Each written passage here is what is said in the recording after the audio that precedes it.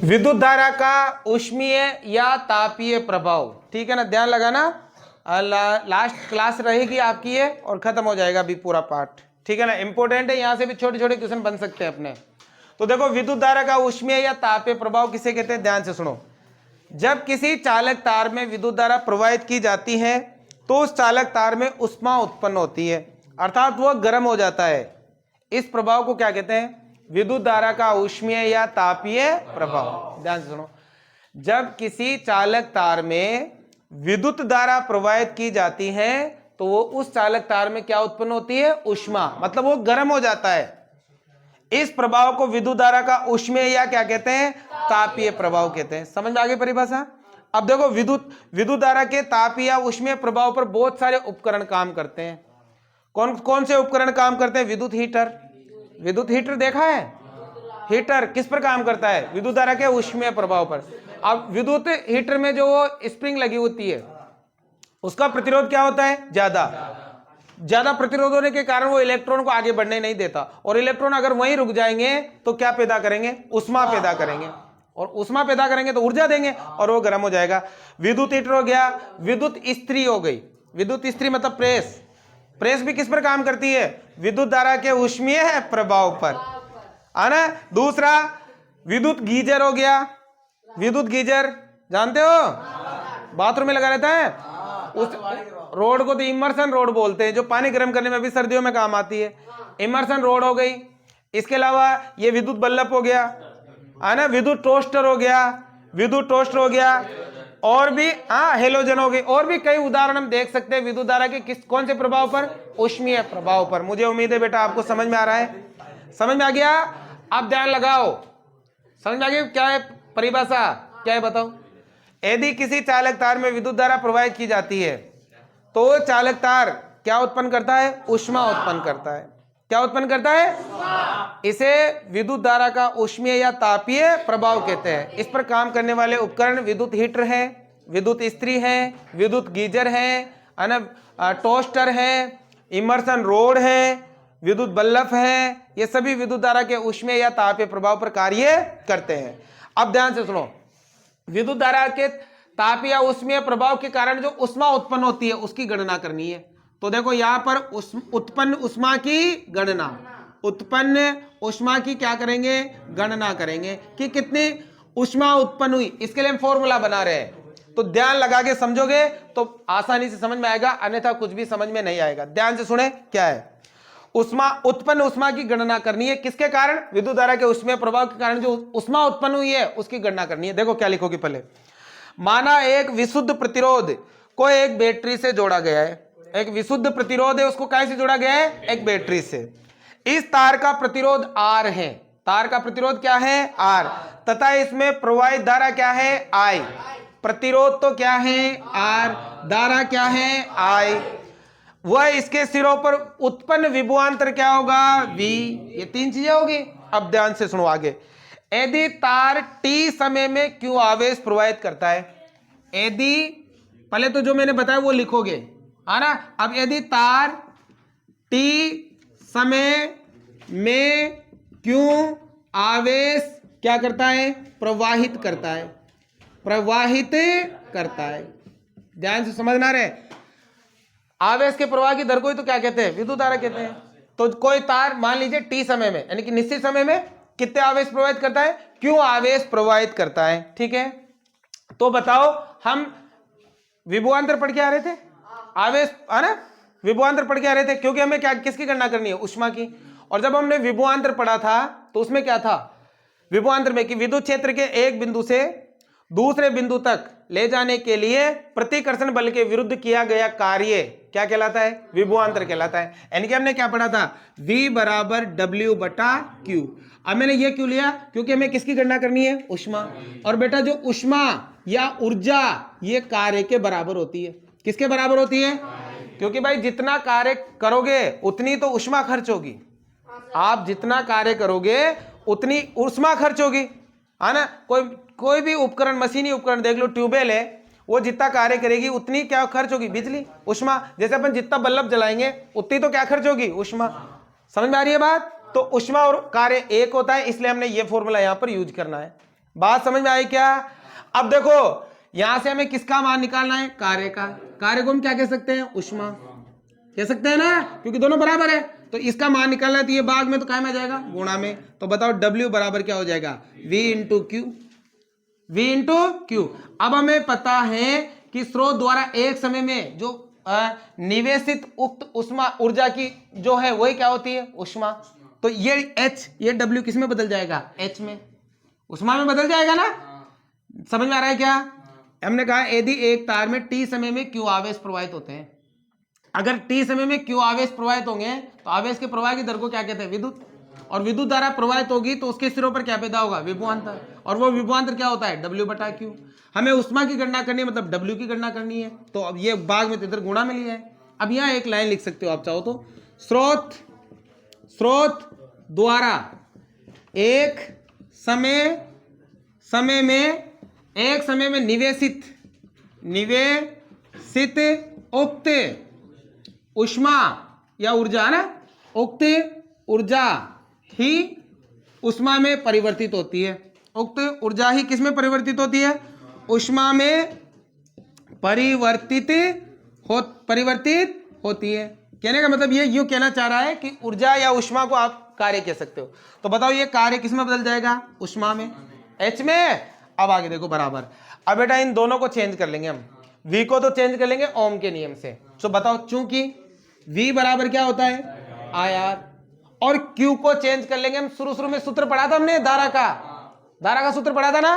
बताओ धारा का सूत्र क्या पढ़ा था? I बराबर Q बटा T। अब बताओ यहां से हमें किसका मान चाहिए? ये T भाग में तो क्या में जाएगा? तो बताओ Q बराबर क्या आएगा? I into T। ये दोनों के मान हम चेंज कर लो, यहाँ पे उत्तर आ जाएगा। देखो V की जगह तो क्या लिखेंगे? IR लिखेंगे, इंटू Q की जगह क्या लिखेंगे? IT लिखेंगे। तो बताओ H बराबर I को I से गुणा किया, I स्क्वायर RT। मुझे बताओ बेटा कोई दिक्कत है क्या? तो ये इस तरह से हम किसकी गणना करेंगे? ऊष्मा की। तो बताओ ऊष्मा की गणना का सूत्र क्या है? H बराबर I स्क्वायर RT। और ये जो समीकरण है इसे जूल तापन का नियम कहते हैं। इस समीकरण को क्या कहते हैं? जूल तापन का नियम कहते हैं भाई। जूल तापन का क्या कहते हैं? नियम। परिभाषा पूछी जा सकती है 3 नंबर में। विद्युत धारा का ऊष्मीय प्रभाव किसे कहते हैं? जूल तापन के समीकरण को व्युत्पन्न कीजिए। जूल तापन नियम समीकरण को क्या कीजिए?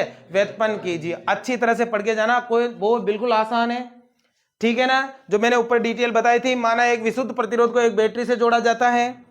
इस तार का प्रतिरोध R है, इसमें प्रवाहित विद्युत धारा I है, और इसके सिरों पर उत्पन्न विभवांतर क्या है? V है। और फिर यदि तार T समय में Q आवेश प्रवाहित करता है, आवेश प्रवाह की दर को क्या कहते हैं? धारा प्रवाहित करेगा तो क्या पैदा होगा? विभवांतर क्या होता है? W बटा Q। ऊष्मा की गणना करनी है, मतलब कार्य की गणना करनी है। समझ में आ गई? तो कार्य तो किसमें बदल जाएगा? ऊष्मा में। और V और Q को चेंज कर लोगे तो ये फॉर्मूला बन जाएगा। मुझे उम्मीद है आपको ये चीज समझ में आई। अब ध्यान से सुनो। अब इस समीकरण के अनुसार किसी चालक में उत्पन्न ऊष्मा निम्न चीजों पर निर्भर करती है। ऊष्मा किस किस पर निर्भर करती है? ध्यान से सुनो। प्रवाहित धारा के वर्ग के समानुपाती होती है। देखो धारा का वर्ग करें तो ये समानुपाती होगा किसके? ऊष्मा के। या ऐसे समझो, जो ऊष्मा होती है वो धारा के वर्ग की क्या होती है? समानुपाती। यानी कि धारा का वर्ग करके उसे बढ़ाओगे ना तो ऊष्मा भी क्या होगी? बढ़ेगी। ऊष्मा भी क्या होगी? दूसरी जो ऊष्मा होती है वो प्रतिरोध के भी क्या होती है? समानुपाती। भाई कोई इमर्सन रोड है या विद्युत हीटर है, उसका जो तार है, चालक है, उसका प्रतिरोध ज्यादा होगा तो वो ज्यादा ऊष्मा पैदा करेगा, और उसका प्रतिरोध कम होगा तो कम ऊष्मा पैदा करेगा। आप वो इसी में देख सकते हो, वायर में एल्यूमिनियम का जो वायर है, तार है, चालक है, वो कम गर्म होता है। क्यों होता है कम गर्म? क्योंकि उसका प्रतिरोध क्या होता है? कम होता है। जबकि उसकी अपेक्षा लोहे का तार बहुत ज्यादा गर्म होता है। लोहे का तार, इधर ही आ जाओ बेटा, इधर ही आ जाओ, इधर। अरे 9th क्लास वाले भी इधर ही आ जाओ, इधर ही आ जाओ सभी बच्चे। तो बेटा मुझे उम्मीद है समझ में आ गया। हाँ, अब प्रतिरोध ज्यादा होगा तो ऊष्मा भी क्या होगी? ज्यादा। ठीक है। और ये तीसरी, ये ऊष्मा समानुपाती होगी किसके? समय के। ऊष्मा समय के भी समानुपाती होगी। तो ऊष्मा धारा के वर्ग के समानुपाती होती है, ऊष्मा प्रतिरोध के समानुपाती होती है, और ऊष्मा समय के भी क्या होती है? इमर्सन रोड ही देख लो आप। पानी गर्म करते हो ना, अगर उसको आप आधा घंटा रखो तो पानी गर्म होगा, 1 घंटा रखे देखो क्या होगा, पानी उबलवा लाग जाओगे। जितनी ज्यादा देर रखोगे उतना ही पानी ज्यादा गर्म होगा, मतलब ज्यादा उष्मा पैदा होगी। समझ रहे हो ना? तो ये तीनों के क्या होते हैं बेटा? समानुपाती। तो मुझे बताओ, समझ में आया आपको? विद्युत धारा का ऊष्मीय प्रभाव या तापीय प्रभाव क्लियर हो गया? अब इसके न्यूमेरिकल भी करा देता हूं मैं साथ के साथ, ध्यान से समझना। न्यूमेरिकल भी खत्म होने वाला है आपका पार्ट बहुत जल्दी। इसके बाद हम क्या करें, गणित ही पढ़ेंगे और क्या करें। अरे शेयर तो कर देंगे, सब दिख रहा है उनको समझ में आएगा तो शेयर करेंगे, नहीं आएगा तो क्या दिक्कत है। अब थोड़ी सी एक चीज और सुन लो, इंपॉर्टेंट है, ध्यान से सुनो। शेयर तो भाई अगर उनको समझ में आएगा तो करेंगे, नहीं तो नहीं करेंगे, है ना? उससे कोई मतलब नहीं है शेयर से। चलो बार बार कहने से क्या होगा, चलो समझते हैं। विद्युत बल्ब का तंतु टंगस्टन का बना होता है, ध्यान से सुनना। विद्युत बल्ब का जो तंतु होता है वो काहे का बना होता है? 1 नंबर के लिए इंपॉर्टेंट क्वेश्चन है। आपने बत्ती खाया था ना, बत्ती उन्हें तंतु या फिलामेंट बोलते हैं। वो बेटा कौन सी धातु का बना होता है? टंगस्टन का। इसमें तो ये तो आजकल तो सीएफ है ना, इससे तो मतलब नहीं है। बल्लभ आता है ना वो 100 लट्टू, हाँ 10 रुपये को लट्टू, ठीक है। हाँ 100 वाट को, वाट तो कितना में है? 150। अभी वाट भी पढ़ाऊंगा आगे। अब अरे पढ़ लो, वाट तुम्हारी लग जाएगी वरना। अब देखो, विद्युत बल्ब का तंतु टंगस्टन का बना होता है। क्यों बना होता है? क्योंकि बेटा यह उच्च तापमान पर उपचयित नहीं होता है, अत्यधिक तापमान पर भी ये उपचयित नहीं होता है। मैंने बताया ना, क्योंकि ये क्या उत्पन्न करता है? ऊष्मा। गर्म होगा ये तभी तो उजाला होगा, प्रकाश होगा। तो अत्यधिक ताप पर भी ये क्या करेगा? हाँ कोई बात नहीं, अपनी भाषा में पढ़ना चाहिए, क्षेत्रीय भाषा में पढ़ोगे तो ज्यादा समझ में आएगा, है ना? अपन अब क्या करें, अपने आसपास के लोग अंग्रेजी के पीछे भाग रहे कि बच्चों को पढ़ाओ इंग्लिश मीडियम में, पढ़ाओ इंग्लिश मीडियम में। अरे भाई इंग्लिश मीडियम में क्या पढ़ा रहे हो? तुम्हारे घर का माहौल तो इंग्लिश मीडियम का है ही नहीं। 5वीं तक 8वीं तक इंग्लिश मीडियम में पढ़ेगा बच्चा, फिर थोड़ा समझने लगेगा। और मार तो खाए डांट ना रहे हो, हिंदी मीडियम में मालूम तो पाचा, फिर 8वीं तक इंग्लिश मीडियम में पढ़ा देंगे, 15-20 हजार फीस है।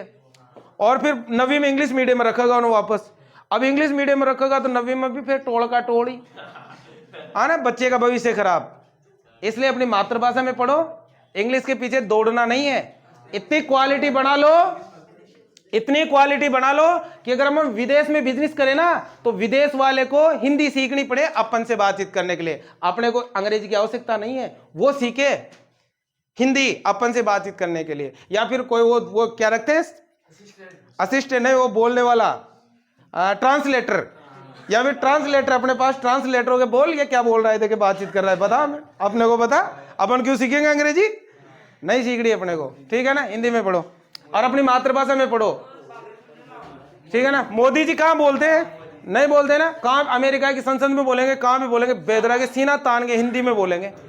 जबकि उनसे पहले जितने भी आए सब बोलते थे अंग्रेजी में, रट रहा है बस, फलाना डीकड़ा मकोड़ा। अरे यार क्या है, ठीक है चलो समझते हैं। तो मुझे उम्मीद है समझ में आ गया बेटा। तो बताओ विद्युत बल्ब की जो फिलामेंट है या तंतु है वो किसका बना होता है? टंगस्टन।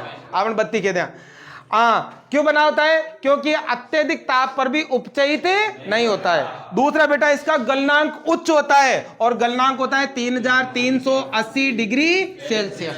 इतने तापमान पर भी ये पिघलेगा नहीं। 3380 डिग्री सेल्सियस बहुत ज्यादा तापमान है। 50-100 डिग्री सेल्सियस पर पानी उबलने लग जाता है। 100 डिग्री सेल्सियस तापमान पर पानी उबल जाता है ना? और गर्मी के दिनों में अपना 50 डिग्री चल जाए तो फिर, है ना, काटा कूटा हो जाए। बल्बों, अब देखो एक और चीज सुनो बेटा, बल्बों में रासायनिक दृष्टि से आर्गन या नाइट्रोजन जैसी अक्रिय गैस भरी होती है। ध्यान बताओ, बल्बों में या तो ऑर्गन गैस या नाइट्रोजन गैस भरी होती है। यह गैस भी क्या करती है? बल्ब की तंतु की उम्र बढ़ाती है। बल्ब की तंतु की क्या बढ़ाती है? उम्र। तो एक एक नंबर के क्वेश्चन बन रहे हैं, ध्यान से सुने। अब बेटा इसके न्यूमेरिकल कराता हूं मैं, ध्यान से सुनो क्या लिखा है। एक और चीज, एक और देखो, फ्यूज सुना है नाम? आजकल तो फ्यूज की जगह एमसीबी ने ले ली, मिनिएचर सर्किट ब्रेकर। आपने क्या गांव में डीपी को गोड़ो चढ़ा दो, या अपने घरों में भी होता है, बॉक्स रहता है उसमें बटन होता है, वो एमसीबी आती है। तो फ्यूज देखो प्लीज, फ्यूज क्या है? ध्यान से सुनो। फ्यूज परिपथ में श्रेणी क्रम में जोड़ा जाता है। किसमें? और बेटा मिश्र धातु का बना होता है। किसका बना होता है? और इसका गलनांक कम होता है। इसका गलनांक क्या होता है? और यह भी विद्युत धारा के ऊष्मीय प्रभाव पर ही कार्य करता है। जब किसी भी परिपथ में अतिभारण या लघु पतन हो जाए, यानी कि शॉर्ट सर्किट हो जाए, तो परिपथ में विद्युत धारा का मान अगर बढ़ जाता है तो ये अत्यधिक ऊष्मा अगर पिघल कर परिपथ को क्या कर देता है? तोड़ देता है। तो बताओ फ्यूज को कौन से क्रम में जोड़ा जाता है? श्रेणी क्रम में। कौन से क्रम में? और ये क्या करता है? परिपथ में धारा का मान ज्यादा होने पर परिपथ को क्या कर देता है? तोड़ देता है, जिससे जो हमारे उपकरण है, एसी, टीवी, फ्रिज, कूलर वगैरह, ये सब ये खराब होने से बच जाते हैं। और आजकल फ्यूज की जगह किसने ले ली? एमसीबी ने। अत्यधिक लोड हुआ, वो जो बटन है वो नीचे गिर जाएगा, नीचे गिरते परिपथ टूट जाएगा और हमारे उपकरण जलने से बच जाएंगे। ये ध्यान रखना। चलो न्यूमेरिकल करते हैं। क्या आपको समझ में आ रहा है? चलो समझते हैं। क्या है? किसी 4 ओम प्रतिरोध से प्रति सेकंड 100 जूल ऊष्मा उत्पन्न होती है। प्रतिरोधों के सिरों पर विभवांतर ज्ञात कीजिए। ध्यान लगाना बेटा, इंपोर्टेंट क्वेश्चन है। और ऐसे क्वेश्चन तुम्हारे न्यूमेरिकल में 1-1 नंबर के 4 क्वेश्चन आ रहे हैं। मैं गारंटी के साथ दावा करता हूं कि ये क्वेश्चन यहीं से आएंगे, पीछे से 1-1 नंबर के ये न्यूमेरिकल आएंगे 100%। तो इसलिए ध्यान से सुने। अब इस न्यूमेरिकल को करने का एक ही तरीका है। पहले तो जो आपको दे रखा है वो लिख लो, फिर जो ज्ञात करना है वो लिखो। आप अगर आपने पढ़ाई करी है तो आसानी से आप कर पाओगे। देखो क्या लिखा है, 4 ओम का प्रतिरोध। बताओ प्रतिरोध को कैसे लिखते हैं? कितना है? 4 ओम। कितना है? 4 ओम। प्रति सेकंड, प्रति सेकंड का मतलब 1 सेकंड। बताओ टाइम कितना है? 1 सेकंड। यही है ना? प्रति सेकंड 100 जूल ऊष्मा उत्पन्न करता है। कितने जूल? ऊष्मा को कहां से लिखते हैं? H से। कितने जूल? 100 जूल उत्पन्न ऊष्मा उत्पन्न कर रहा है। तो प्रतिरोध के सिरों पर विभवांतर ज्ञात करना है। बताओ प्रतिरोध के सिरों पर क्या ज्ञात करना है? विभवांतर को कैसे लिखते हैं? V से। बताओ V ज्ञात करना है। V बराबर क्या होता है? IR। क्या होता है? अगर V ज्ञात करना है तो आपके पास एक तो क्या होना चाहिए? I, और एक क्या होना चाहिए? R। इसमें क्या है? केवल R। क्या नहीं है? I। पहले क्या ज्ञात करो? I। तो आराम से ज्ञात कर लेंगे। अब I ज्ञात करने के लिए ऊष्मा दे रखी है, तो जूल के तापमान का समीकरण लगाओ। बताओ अभी पढ़ा है? क्या पढ़ा है? H बराबर I स्क्वायर RT। ये होता है H कितना? 100। I मुझे क्या करना है? ज्ञात। R कितना है? 4। T कितना है? 1। 4 एकम गुणा है तो बताओ I स्क्वायर बराबर 100/4। 4 से काटो। I स्क्वायर बराबर कितना आ गया? 25। स्क्वायर का क्या करो? तो बताओ I बराबर कितना आ गया? 5। डायरेक्ट लिख दूं? ये ले 25 और I बराबर कितना आ गया? 5 क्या? एम्पियर। अब बताओ V ज्ञात करने में क्या परेशानी है? कुछ नहीं है ना? बताओ V बराबर I कितना? 5 इंटू R कितना? 4। बताओ प्यारे बच्चों, 4 × 5 = 20 क्या? वोल्ट। विभवांतर का मात्रा क्या होता है? कोई समस्या? बढ़िया क्वेश्चन है, परीक्षा के लिए पूछा जाएगा। एक और देख लो। देखो 20 ओम प्रतिरोध की कोई विद्युत स्त्री, ऐसे ही क्वेश्चन आते हैं। पिछले 5-7 साल के पेपर उठा के देखना। आरबीएस अगर तुम्हें नहीं मिले तो आरबीएससी की वेबसाइट पे एक दिन में वीडियो बनाऊंगा और वीडियो बना के उसमें डालूंगा कि कैसे आप पुराने पेपर और पुरानी कॉपियां देख सकते हो। मोबाइल फोन यूज करते हो तो उसका सही यूज करो। मैं वीडियो बना के डालूंगा। आरबीएससी सर्च किया करो गूगल पे, तो आरबीएससी जो अपने राजस्थान बोर्ड की वेबसाइट खुल जाएगी, उस पर सारी डिटेल आपको मिल जाएगी। आना देखो, ध्यान लगाओ। 20 ओम प्रतिरोध की कोई विद्युत स्त्री 5 एम्पीयर विद्युत धारा लेती है तो 30 सेकंड में उत्पन्न ऊष्मा परिकलन करे। हमें ऊष्मा ज्ञात करनी है। ध्यान लगाओ इधर। 20 ओम प्रतिरोध की, बताओ प्रतिरोध को कैसे लिखते हैं? R से। कितना है? 20 ओम। विद्युत स्त्री 5 एम्पीयर की विद्युत धारा लेती है। 5 एम्पीयर की क्या लेती है? विद्युत धारा। I बराबर कितना? I बराबर कितना? 5 एम्पीयर। 5 एम्पीयर की विद्युत धारा लेती है तो 30 सेकंड में उत्पन्न ऊष्मा की गणना करें। 30 सेकंड, सेकंड क्या है? टाइम। T बराबर 30 सेकंड। उत्पन्न ऊष्मा, ऊष्मा को कैसे लिखते हैं? H से।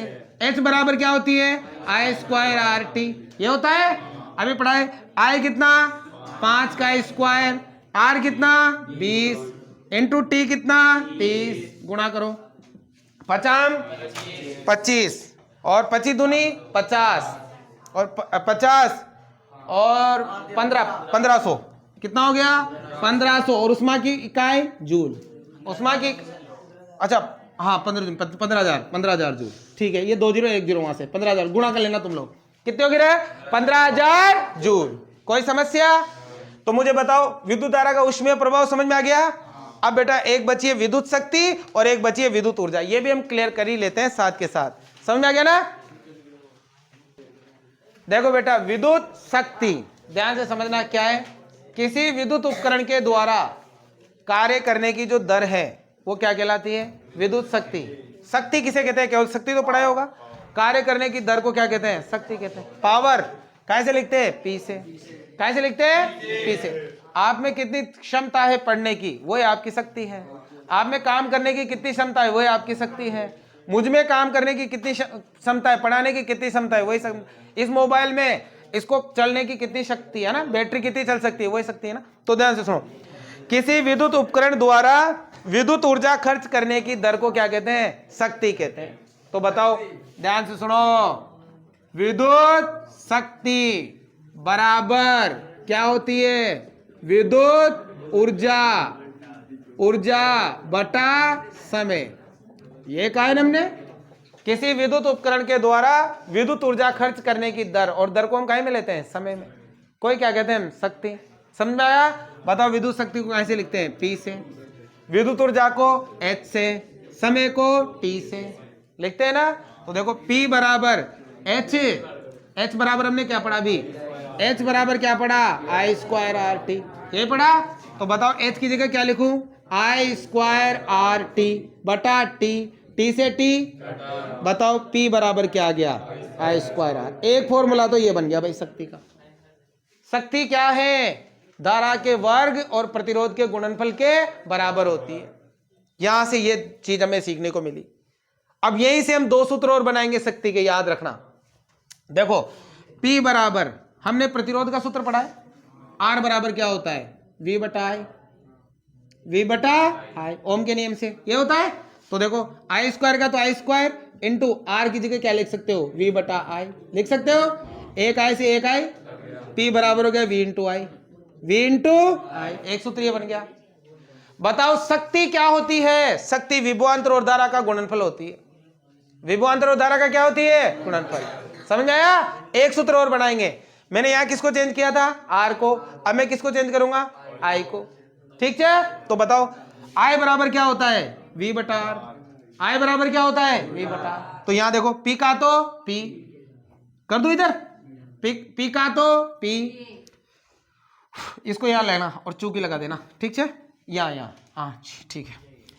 P बराबर आई क्या है बताओ, V बटा आर। अब देखो आई के ऊपर स्क्वायर है तो V के ऊपर भी स्क्वायर और R के ऊपर भी स्क्वायर, इनटू क्या है बच्चों, R, एक R से एक R।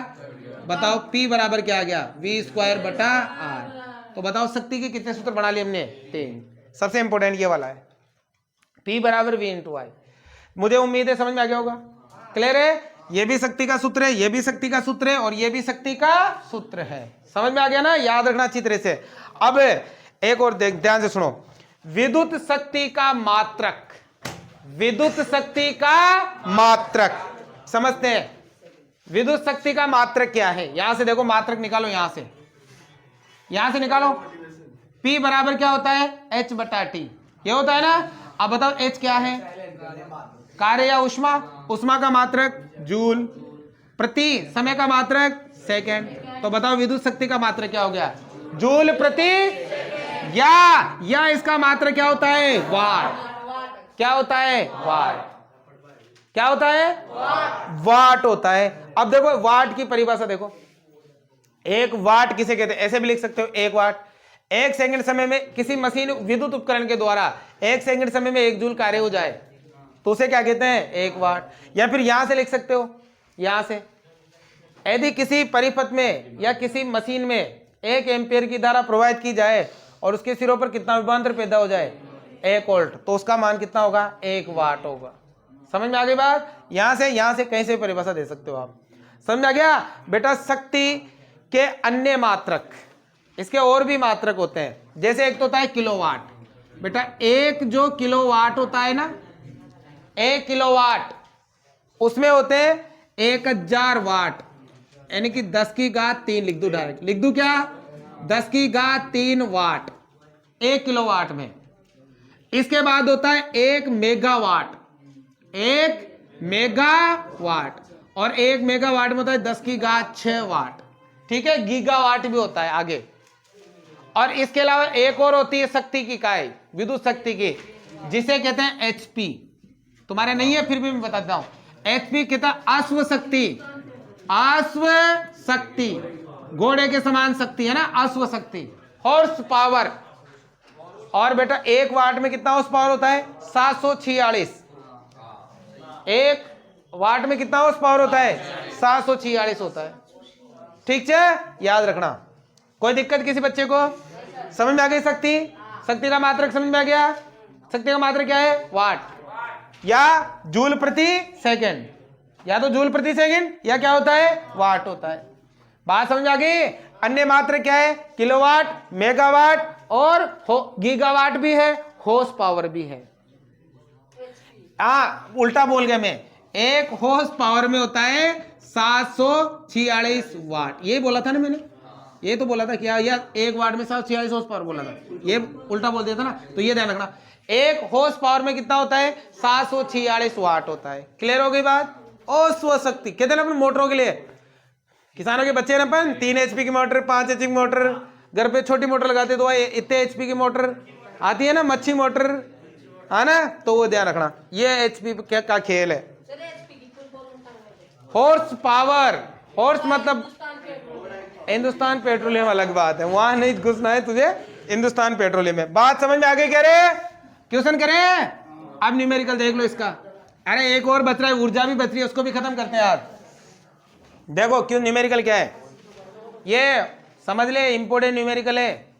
कोई विद्युत बल्ब 220 वोल्ट के जनित्र से संयोजित है। कोई विद्युत बल्ब 220 वोल्ट के जनित्र से संयोजित है। वोल्ट क्या है? विभवांतर। कितना है? 220 वोल्ट। 220 वोल्ट के जनित्र से संयोजित है।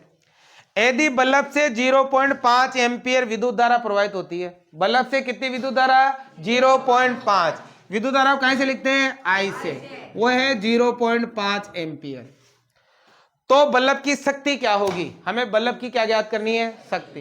देखो एक विद्युत बल्ब 220 वोल्ट के जनित्र से संयोजित है, इस बल्ब में 0.5 एम्पियर की धारा प्रवाहित हो रही है, तो बल्ब की क्या ज्ञात करनी है? शक्ति। बताओ P बराबर, अभी पढ़ के आए, V इंटू क्या होता है? I। देखना है तुम्हें, 3 सूत्र है, मेन ये वाला याद रखना है। P बराबर, या बनाना बता दिया मैंने कैसे बनता है, याद रखो। V कितना रहे? 220 इंटू I कितना? 0.5।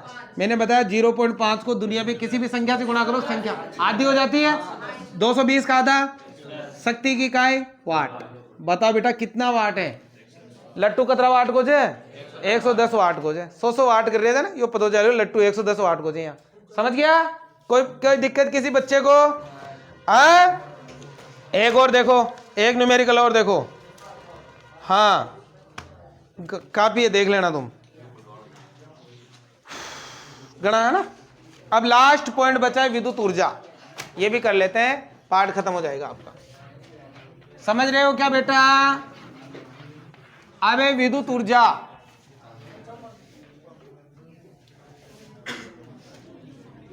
विद्युत ऊर्जा क्या है? चल रहा है ना?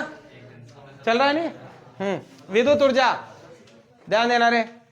विद्युत शक्ति और समय का जो गुणनफल होता है वो विद्युत ऊर्जा कहलाती है। विद्युत शक्ति और समय का गुणनफल। विद्युत शक्ति जानते हो, ये बल्ब जल रहा है तो ये विद्युत शक्ति है।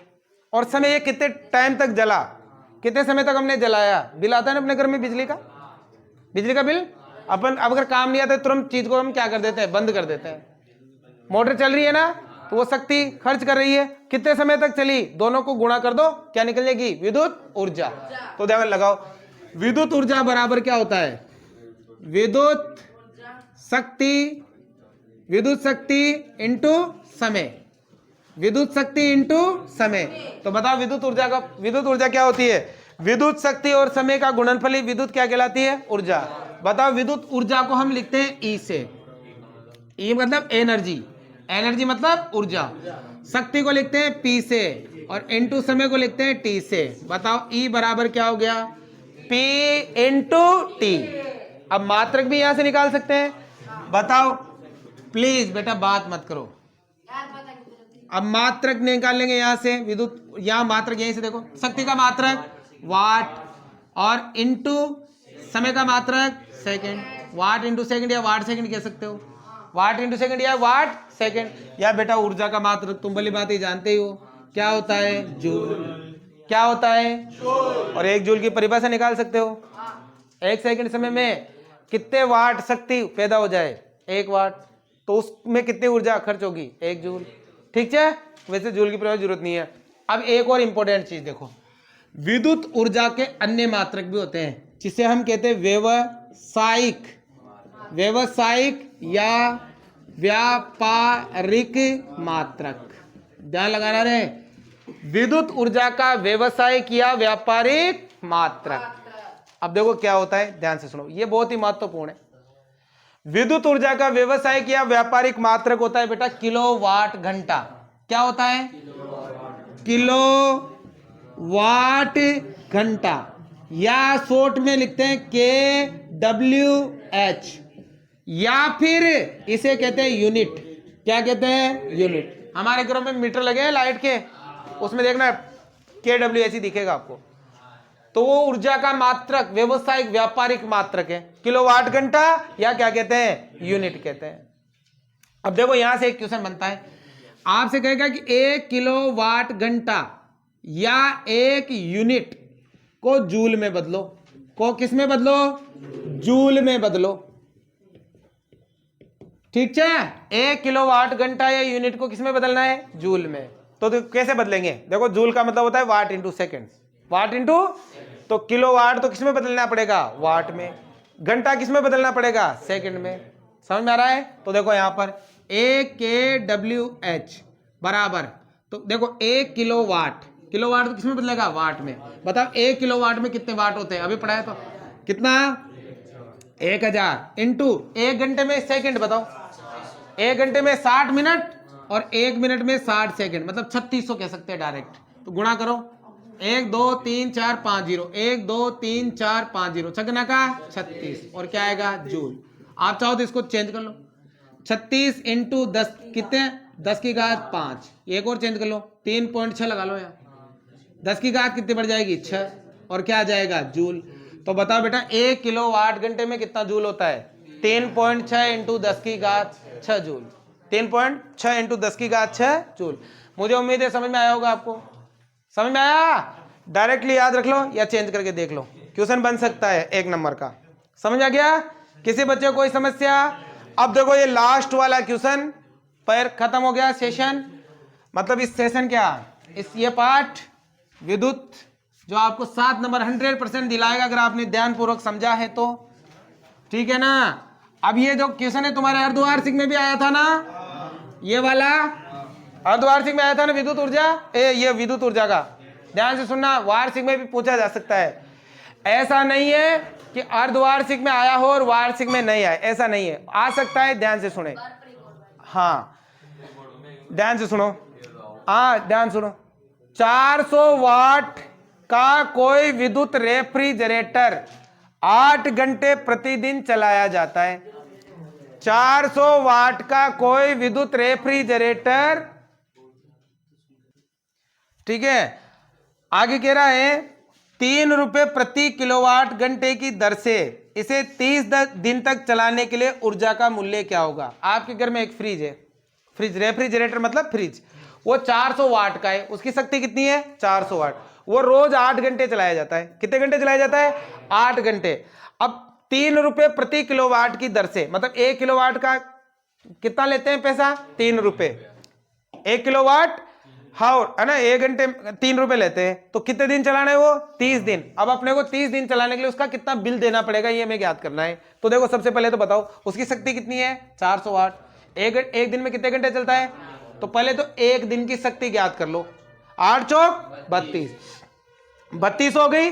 बताओ कितने दिन चलाना है? 30 दिन। फिर 32 को किससे गुणा कर लो? 30 से। उसकी 30 दिन की शक्ति ज्ञात हो जाएगी।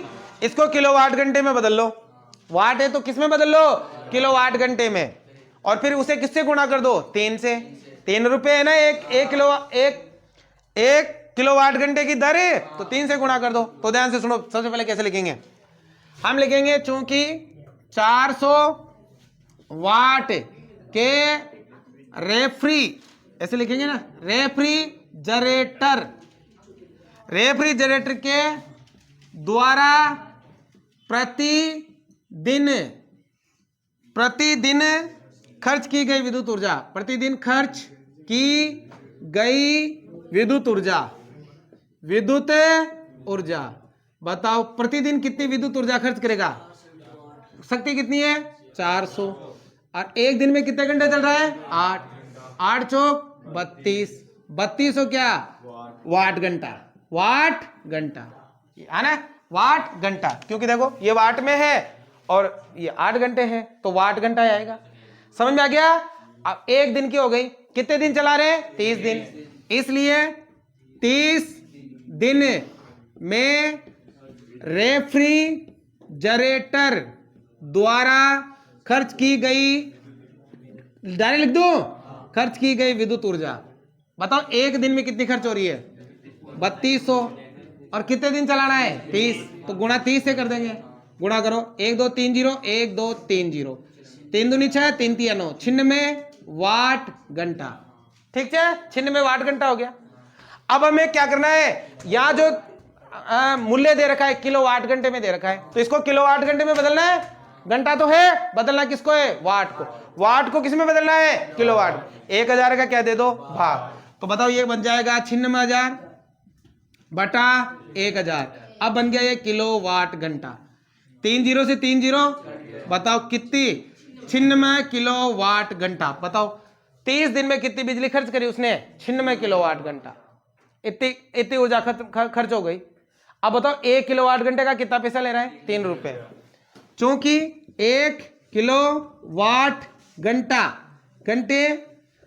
1 किलोवाट घंटे का मूल्य बताओ कितना 3 रुपया, अपने को इसलिए 96 किलोवाट घंटे का मूल्य कैसे निकालोगे, 96 इंटू 3 तो लगभग आएगा 288 रुपए, लगभग क्या पूरा आएगा 288 रुपए। तो बताओ 30 दिन का बिल कितना आएगा आपके घर में 288 रुपए। मुझे बताओ किसी बच्चे को कोई समस्या, क्लियरली समझ में आ गया, लिख दोगे तो भैया आपके विद्युत वाला पाठ समाप्त हुआ। समझ में आया हो तो लाइक शेयर सब्सक्राइब जरूर से जरूर कीजिएगा।